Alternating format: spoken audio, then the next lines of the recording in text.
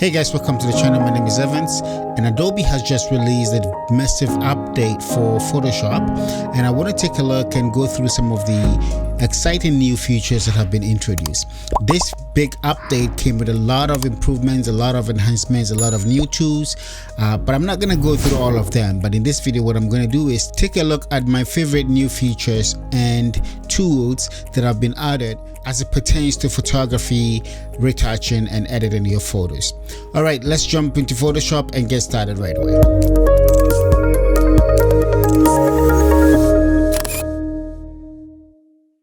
Okay, so here we are in Photoshop, and I have this image opened right here. And for starters, I want to take a look and go through one of the key components of Photoshop for photo retouching, and that's camera raw. So you can usually get to camera raw in one of two ways, either by opening up a raw file, which will automatically open up in Photoshop camera raw, or you can use the camera raw filter. So in these edition, since I already have this image open, we're going to go through and use the camera raw filter. So let's go in here, go to filter, camera raw filter, and let's go. So here we go, we have camera raw opened, and the first thing you can notice is that the interface has shifted dramatically. Now camera raw looks a lot more similar to Lightroom. Lightroom and camera raw have been sharing the same engine. However, the interface for camera raw have always looked so ancient and older. Now you can see that with this new update, the interface for camera raw is looking similar to that of Lightroom, and they share the same tools. So if you haven't seen my video that I did, I will link it up here, where I went through some of the key improvements that have been done in Lightroom and how to use some of those features. So I'm not going to go through all of them here because I've already done the video that explains most of these features already. So take a look in that video for Lightroom, and you will see how most of these things works. So what first thing you're going to notice here is that all the tools have moved from the top, and now you have your tools on the side here. So that's your basics tab, you have your healing brush, you have your adjustment brush, you have your gradient filters and all that stuff all on this side, right? So let's go back in here, and the layout has changed. You can now just go into full screen mode, giving you a lot of space to work with, and you can see the names of some of these tabs have always also changed. So the curves and everything is fine, but here you have the optics. The optics is basically the lens correction tab in Lightroom. Geometry is basically the transform tab in Lightroom, and all the other stuff basically are almost the same. The other things you get to notice is that similar to Lightroom, you notice that the curves interface has also been updated. You've got the parametric, you've got the point curve, as well as your colors. The color curves are also colored, so it tells you when you go down here, you'll be introducing greens. When you go up there, you'll be introducing reds. Same thing with the greens. It tells you you're going into your magentas, you're going to your greens, and yellows and blues, right? So that's it. The color representation makes it easy to know what you are adding in what points, right? And which is still really good. So let's go down, and one of the new stuff that I showed in the Lightroom video, it's also present in camera raw, which was when you take any of your brush tools or your local adjustment tools, you're going to notice that you have this hue section here in the middle. So let's see quickly.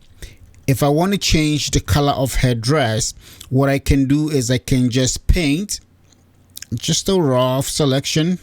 If you want to see that selection of what you're painting, enable the mask option so you can see, and I'm going to try to do a rough selection.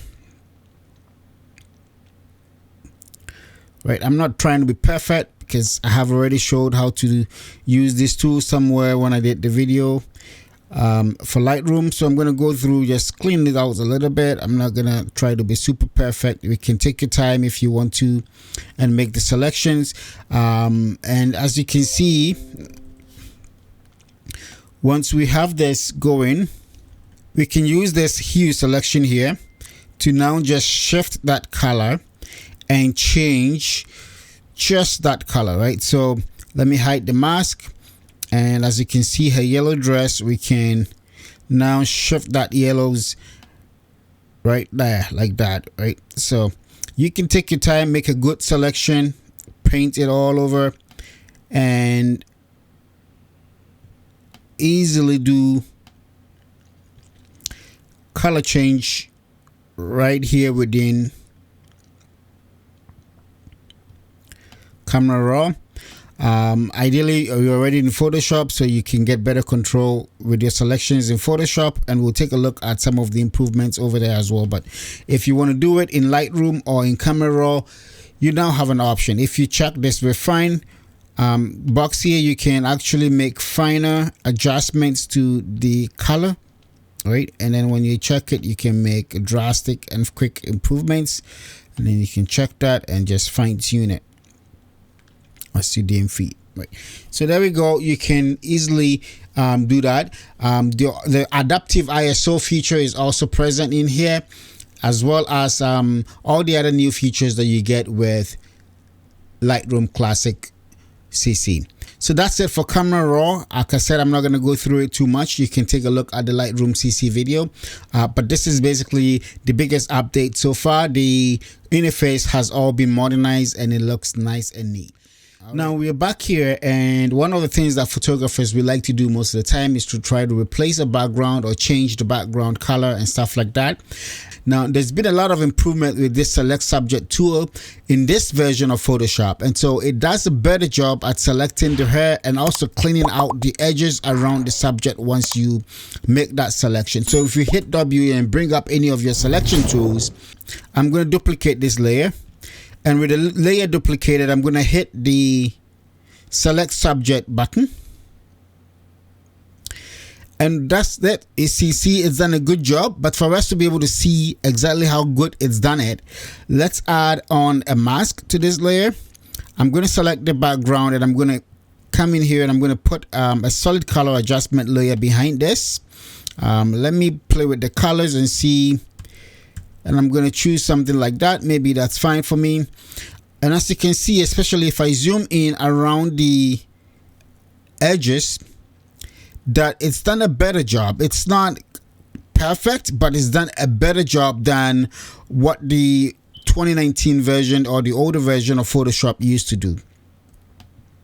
So now with this selection as your base, you can now just select that layer, right? And then you can go in and do your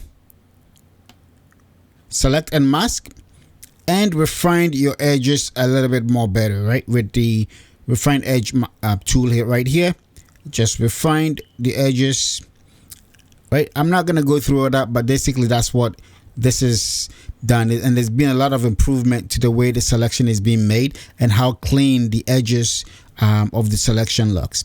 So that's it for the select subject tool. Okay, so I'm going to delete all these layers that we've done right here. I'm going to come back and I'm going to make another duplicate, Command J. And I want to show you the new tool that ties in with the select subject tool.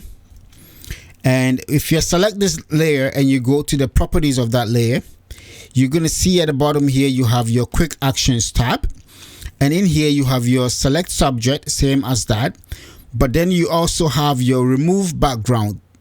So what this does is that it does the same thing. It just selects the object and then creates a mask for you as well. So if I go ahead and I click on remove background,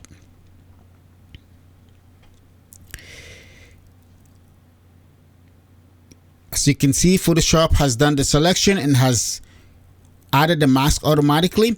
For us to see what kind of selection this has done, let's add on our solid color adjustment layer again. All right, and there you go. As you can see, it's completely removed the background. It's done a better job with the edges as well, and had our subject masked and on it already. So you can go ahead and you can refine the mask as much as you want, but that's basically how you go about doing that. To select one more, I'm gonna go ahead and use this other image, and let's see. Now in this image you can see there's a lot of hair all over, right? So let's see how well select mask can select object can do. So I'm going to hit Command J to duplicate the background. I'm going to take this layer and I'm going to, not the group, it's Control Z to undo. I'm going to select and add a solid color adjustment, or let's say a pattern. Yeah, I'll just leave the trees and go okay. Oh, by the way, whilst you're here, let me just show you. So now in patterns, you can also change the direction of the pattern or the angle of the pattern just by using this angle tool right here. And you can make that pattern go in any direction that you want. Okay, so let's go in here. And I have the pattern there, but we don't see it yet because let's go in, select this layer, and let's just select the subject.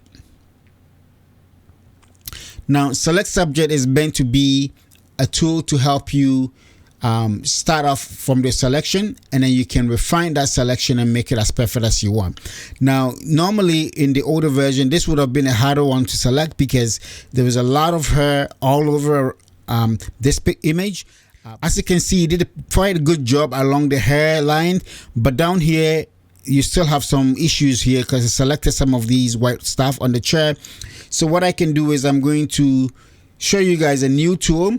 Let's go down here under the selection tools, and down here you're going to see this new tool that says select object.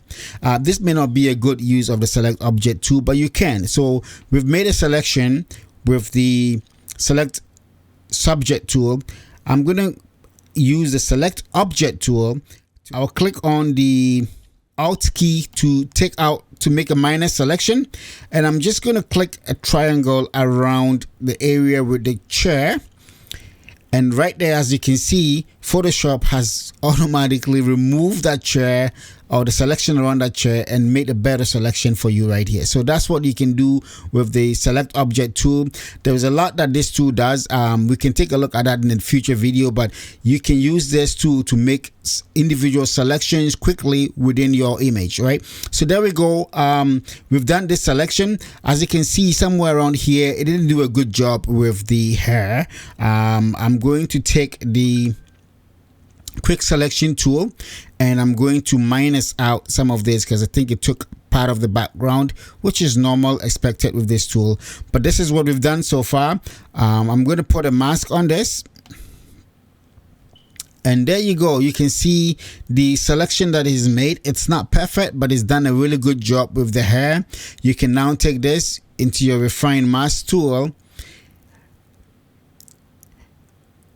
and play around with your settings and refine the edges as needed, right? So you can go ahead and you can refine the edges as needed, right? I'm not going to do that here, but let's say now I don't want this pattern because it's a little bit distracting. I'm going to select this pattern layer. I'm going to go into my swatches.